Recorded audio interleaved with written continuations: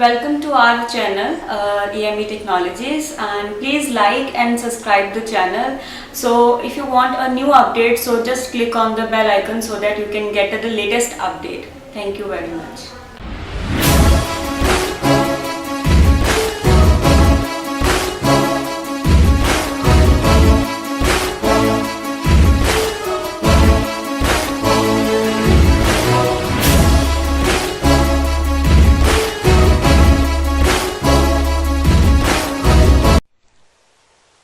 Hello guys, this is Vandana from EME technologies.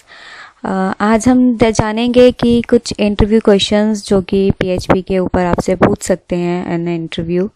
So the first question will be arise that what is PHP.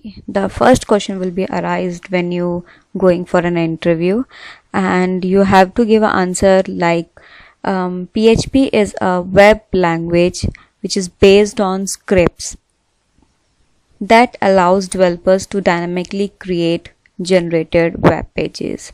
That means you can say that PHP is a server-side scripting language in which helps to interact with the HTML page.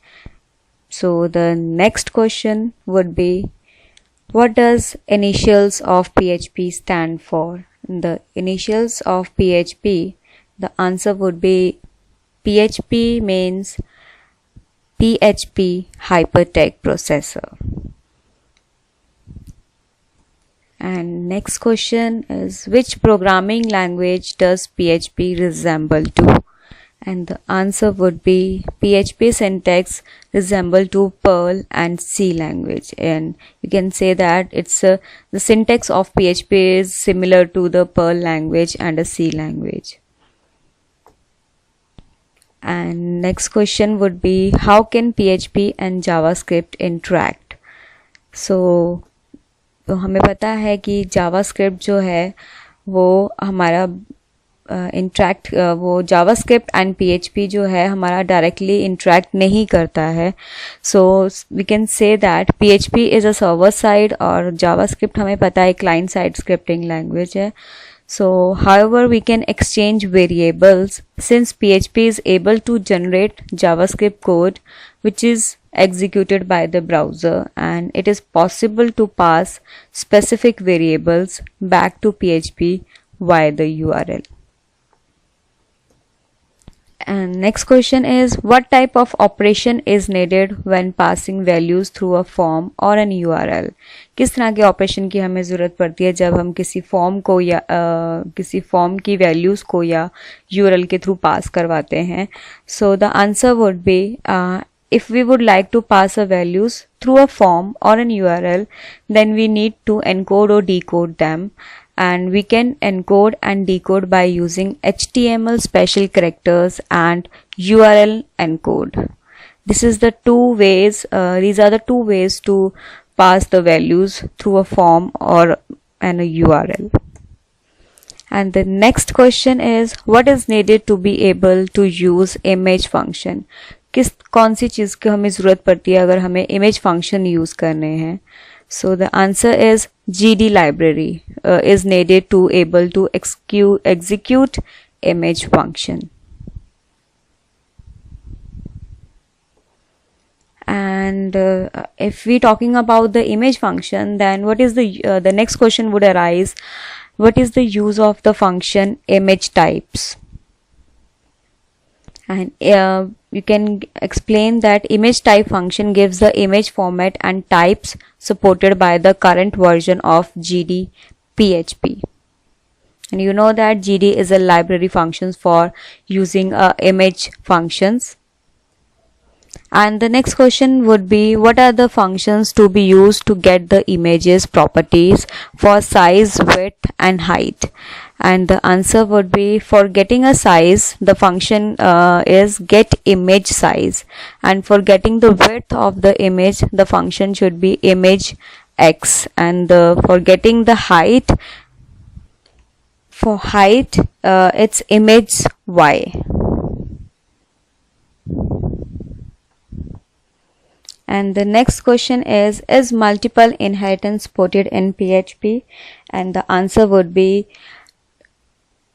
the PHP includes only single inheritance. It means the class can be extended from one single class using the keyword extended. So the multiple inheritance is not possible, but multiple inheritance cannot be possible, but it can be possible by using interfaces like in Java. What is the meaning of final class and the final method? And the answer is the final is introduced in PHP 5. Final class means this class cannot be extended, and the final method is the final method cannot be overridden. And the next question can anyone ask on your interview, so that how failures in execution are handled with include and require functions. कि हम जो failure errors होते हैं execution में वो कैसे handle करते हैं using these functions.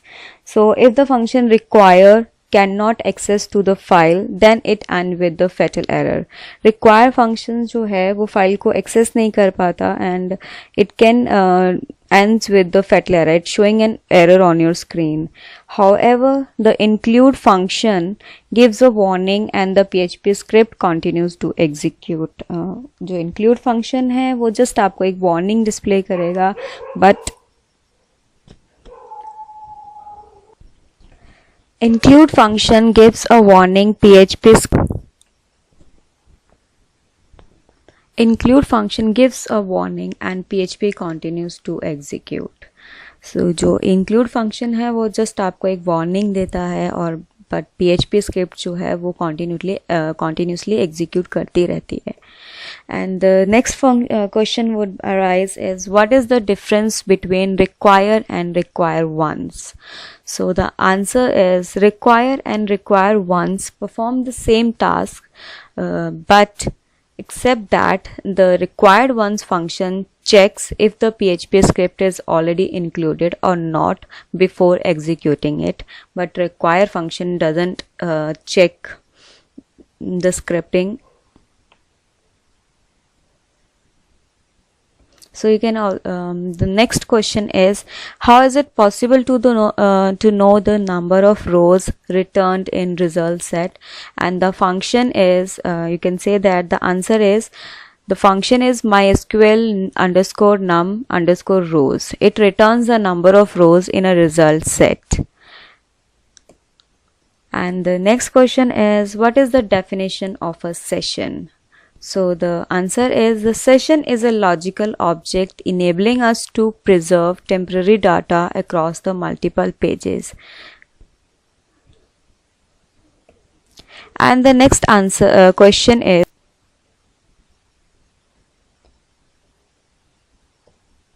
the next question can be, how can we display information of a variable and readable by human with PHP? And the answer is, to be able to display a human readable result, we use print underscore r, so that the errors or the message will be read by the humans with PHP. So the next question is, how is it possible to set a infinite execution time for PHP script? So the answer is, the set limit function, the set time limit added at the beginning of a script sets to infinite time of execution to not have the PHP error maximum execution time exceeded. It is also possible to specify this in php.ini file, so that it will not showing any error regarding maximum execution time. So the next question is, what does the PHP error parse error in PHP unexpected t underscore variable at line X means? So the answer is, this PHP syntax error expressing data mistake at line X stops parsing and executing the program. It's showing an error that the mistake, the expressing error mistake display in a execution program.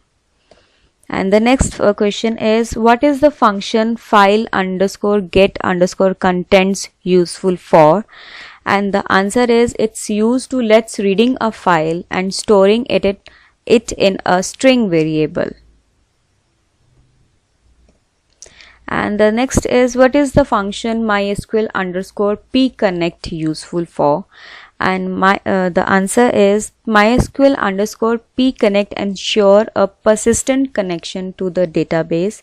It means that connection do not close when PHP scripts end. The next question is, which function gives a number of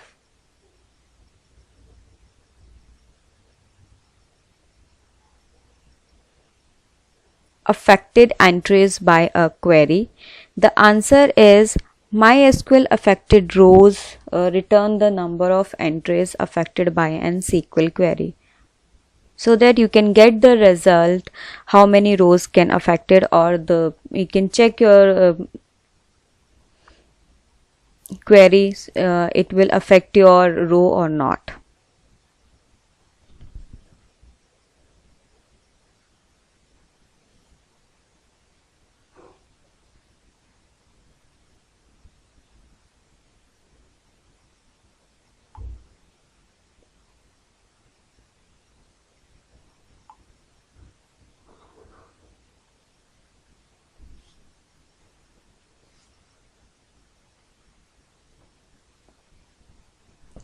And the next question is, how can we access the data sent through the URL with the get method? And the answer is, in order to access the data sent via the get method, we use $_ get array like this: www.url.com $variable var equals to value, and $variable is equals to $_ get in a square brackets there is a value. This will now contain a value.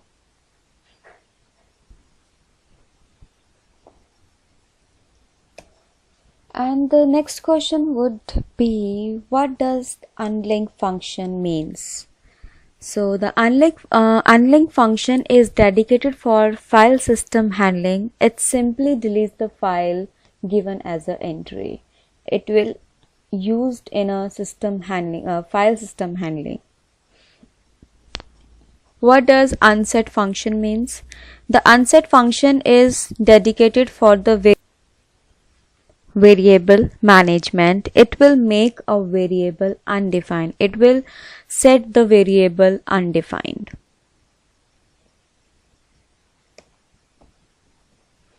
And what does the isset function means?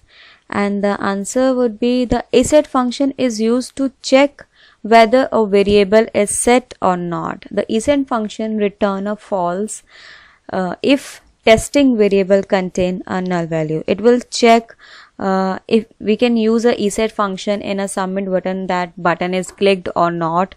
So we can use a isset function with this. So the next question is, how can we define a variable accessible in functions of a PHP script? So this feature is possibly using the global keyword. You can say that. It's simple and explainable answer is. And next is, what is the most convenient hashing method to be used? Hash password. So you can explain the cryptography in this. You can say that it is preferably to use crypt which natively supports several hashing algorithms, or the function hash which support more variant than crypt, rather than using the common hashing algorithms such as MD5, SHA1, SHA256, because they are convinced to be fast. Hence, hashing password with these algorithms can vulnerability. Okay. And next question is, what is the function func underscore num underscore args used for? And the answer is, it is used to give the number of parameters passed into a function. And the next question would be, what is the meaning of persistent cookie? So you can explain that a persistent cookie is permanently stored in a cookie file on the browser computer. And you also can add, by default, cookies are temporary and are erased if we close the browser. So guys, this is some questions based on PHP. So thank you very much for watching this video. Please like and subscribe the channel. Thank you.